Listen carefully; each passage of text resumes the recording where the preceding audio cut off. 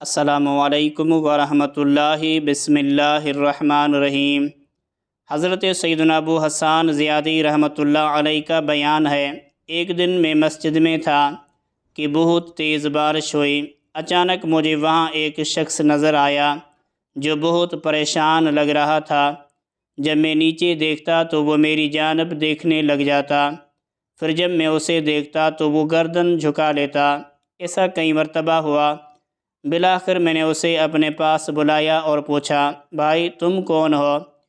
اس نے کہا، میں ایک مصیبت زدہ مجبور شخص ہوں، شدید بارش نے میرا مکان گرا دیا ہے، اب میں اسے دوبارہ بنانے کی قدرت نہیں رکھتا۔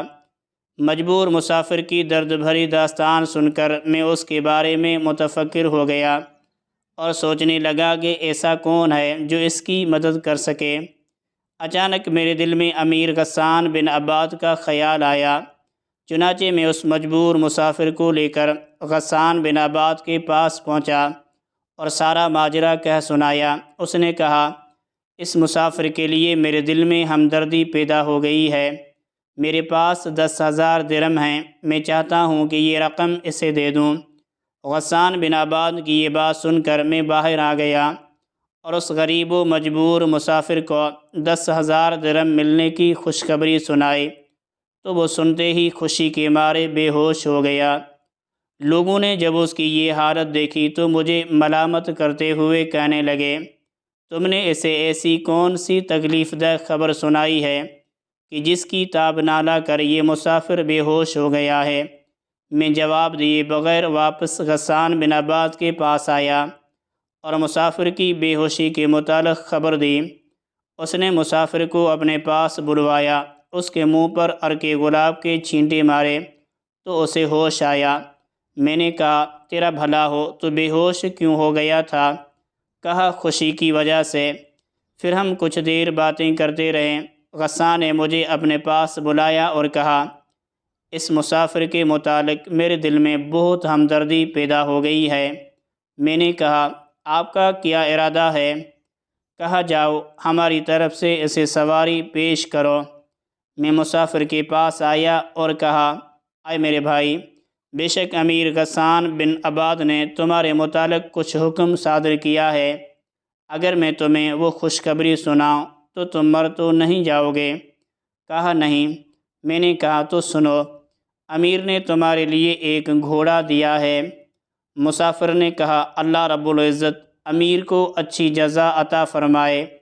میں پھر امیر غسان بن عباد کے پاس آیا تو اس نے کہا، تم نے اس مسافر کو میرے پاس لا کر میرے دل میں اس کے متعلق ہمدردی ڈال دی ہے، اب میں اس کے ساتھ مزید تعاون کرنا چاہتا ہوں۔ میں نے کہا، اب کیا ارادہ ہے؟ کہا، میں اس کے لیے 1 سال کے غلے کا کفیل ہوں اور عنقریب اسے سرکاری ملازمت بھی دلواؤں گا۔ میں نے امیر کی یہ بات سنی تو اس غریب مسافر سے کہا، امیر نے تمہارے لیے مزید کچھ اشیاء کا حکم دیا ہے، یہ خبر سن کر کہیں تم مر تو نہیں جاؤ گے؟ کہا، نہیں۔ میں نے کہا، امیر نے عزم کیا ہے کہ وہ تمہیں سال بھر کا غلہ دے گا اور ملازمت بھی دلوائے گا۔ مسافر نے کہا، اللہ تبارک و تعالی امیر کو اچھی جزا عطا فرمائے۔ پھر ہم دونوں سوار ہوئے، رقم کی تھیلیاں غلام کے حوالے کیں اور واپس آنے لگے۔ کچھ دور پہنچ کر اس مسافر نے کہا، یہ تھیلیاں مجھے دے دو۔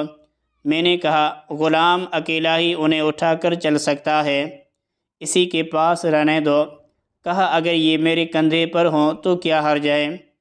یہ کہہ کر اس نے رقم کی تھیلیاں اپنے کندھے پر اٹھا لیں اور شکریہ ادا کرتا ہوا اپنے گھر چلا گیا۔ دوسرے صبح میں اس مسافر کو لے کر دوبارہ امیر غسان بن عباد کے پاس گیا تو اس نے اسے بہت اچھی ملازمت دلوائی اور اپنے خاص ملازمین میں شامل کر لیا۔ اس مسافر نے محنت و لگن سے کام کیا اور بہت ہی جلد امیر کا منظور نظر بن گیا۔ اللہ عز و جل کی ان پر رحمت ہو اور ان کے صدقے ہماری مغفرت ہو، آمین بجاہ النبی الامین صلی اللہ علیہ وآلہ وسلم۔